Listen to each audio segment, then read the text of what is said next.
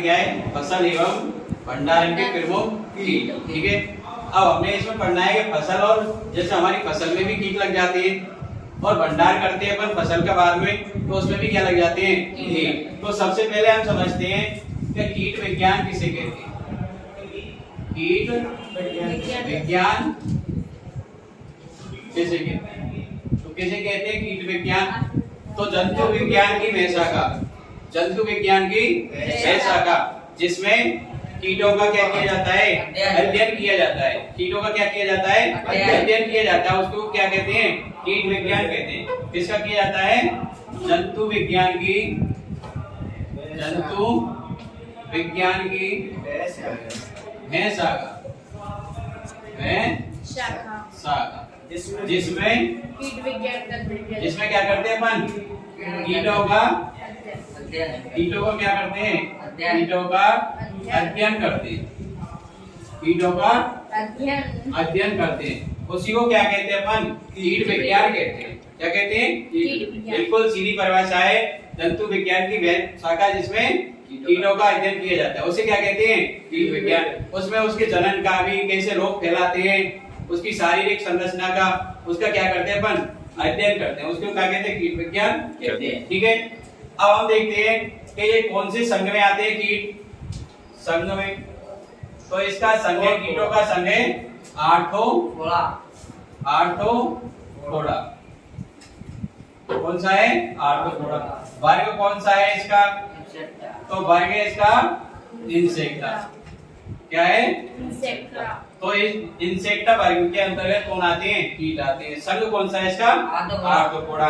फिर हमने देखा है इसके सामान्य लक्षण, किसके? कीटों के सामान्य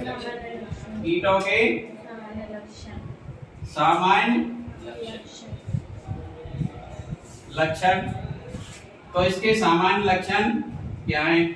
हम सामान्य लक्षण के बारे में देखते हैं। तो सबसे पहले कीट कितने भागों में बटा होता है? कीट 3 भागों में बटा होता है। कितने भागों में? 3 भागों में बटा होता है। कितने भागों में? 3 भागों में बटा होता है। अब इसके 3 भाग कौन से होते हैं? मान लो हमारा ये क्या है, इस तरह से ये कीट है।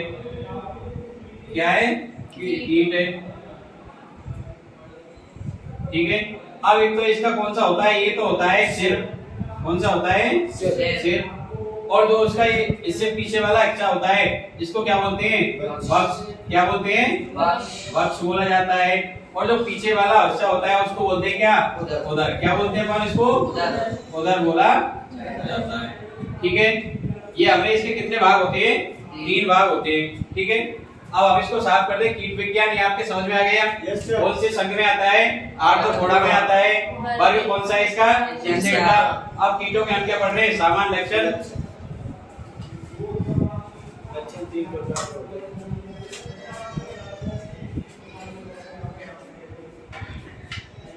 क्या पढ़ रहे हैं? सामान्य लक्षण।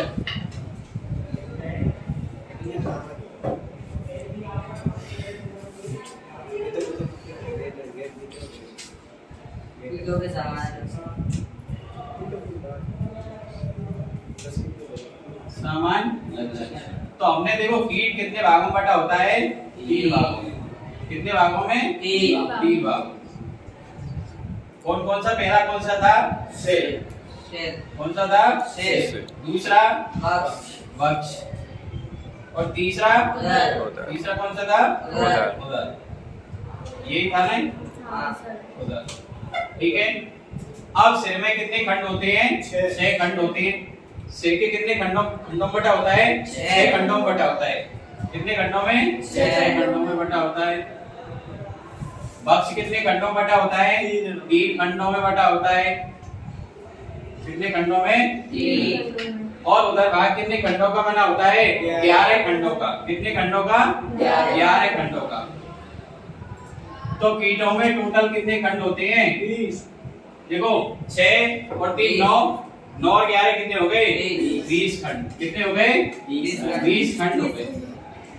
तो कीटों में कितने खंड होते हैं? टोटल 20 खंड होते हैं। ठीक है, ये हमारा क्या हो गया? मतलब इसके कितने भाग होते हैं और कितने खंड होते हैं। हमें पूरी जानकारी मिल गई। फिर हम देखते हैं कि इसके सर पे क्या पाया जाता है, श्रृंगिका पाया जाता है। जैसे मान लो ये हमारा क्या है, सिर है इसका, ठीक है, इस तरह से। तो सिर के ऊपर इस तरह से एक एंटीना सा लगा होता है, कितने, 2 एंटीना से लगे होते हैं, कितने, 2, जिनको अपन क्या बोलते हैं, श्रृंगिका। क्या बोलते हैं, श्रृंगिका। और ये श्रृंगिका ही क्या करते हैं, भोजन का और अपने जो भी किसी पर्पस या किसी चीज का पता कौन लगाते हैं, ये श्रृंगिका ही लगाते हैं। इसमें क्या है, नेत्र भी पाए जाते हैं। तो नेत्र, 2 नेत्र पाए जाते हैं जिनको बोलते हैं संयुक्त नेत्र। क्या बोलते हैं, संयुक्त नेत्र बोला जाता है। क्या बोला जाता है, संयुक्त नेत्र, ठीक है। अब इसमें क्या है, मुख भी पाए जाते हैं। तो इसके सर पर ही क्या होते हैं, मुखांग होते हैं। क्या होते हैं, मुखांग। क्या होते हैं, मुखांग होते हैं, ठीक है। होते हैं या नहीं होते, होते हैं। अब ये ज्यादातर कीट कैसे होते हैं, इनका शरीर अंदर से अंतःकंकाल नहीं पाया जाता है। जैसे अपन के अंदर क्या पाया जाता है, अंतःकंकाल पाया जाता है। इनके शरीर के अंतर्गत अंतःकंकाल मतलब हड्डियां नहीं पाई जाती हैं। क्या नहीं पाया जाता है इनमें, अंतःकंकाल, अंतःकंकाल नहीं पाया जाता।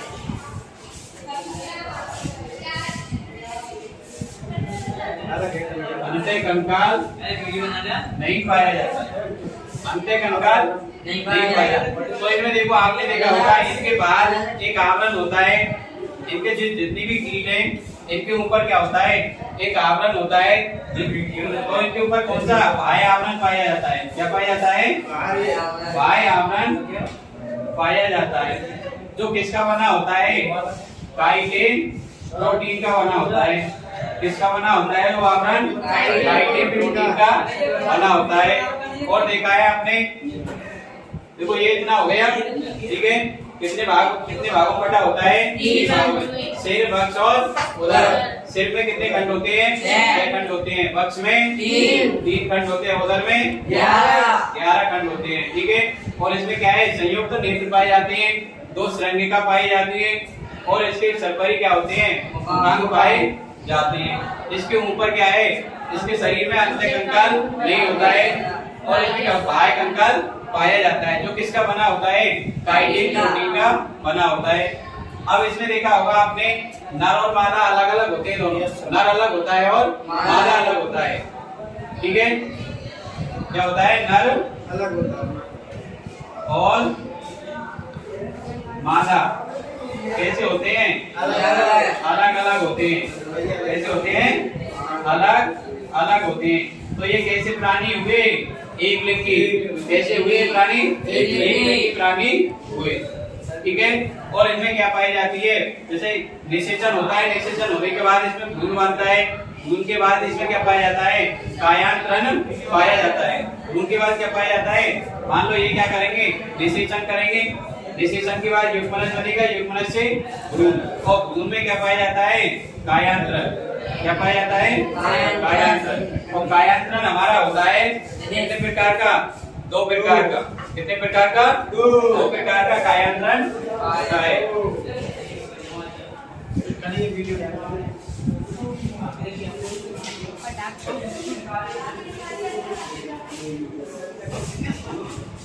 तो क्या पढ़ रहे हैं इसमें, कायांतरण। क्या पढ़ेंगे, कायांतरण। अब कायांतरण किसे कहते हैं, तो इसकी शारीरिक संरचना में क्या होता है, विकास या वृद्धि होती है। क्या होती है, शारीरिक संरचना में विकास या वृद्धि होती है। उसको, उसी को क्या कहते हैं अपन, कायांतरण कहते हैं। क्या कहते हैं, कायांतरण 2 प्रकार का होता है। कितने प्रकार का होता है, 2 प्रकार का। अब पहला कौन सा है, पूर्ण कायांतरण। कौन सा, पूर्ण कायांतरण। और दूसरा कौन सा है, अपूर्ण कायांतरण। दूसरा कौन सा है, अपूर्ण कायांतरण।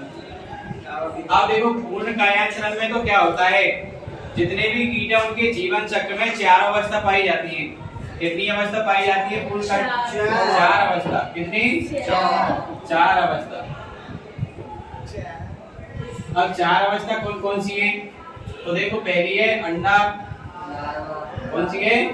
अंडा, लार्वा प्यूपा, और वीट, प्यूपा वयस्क, और वयस्क, वयस्क। कौन सी है? वयस्क। वयस्क।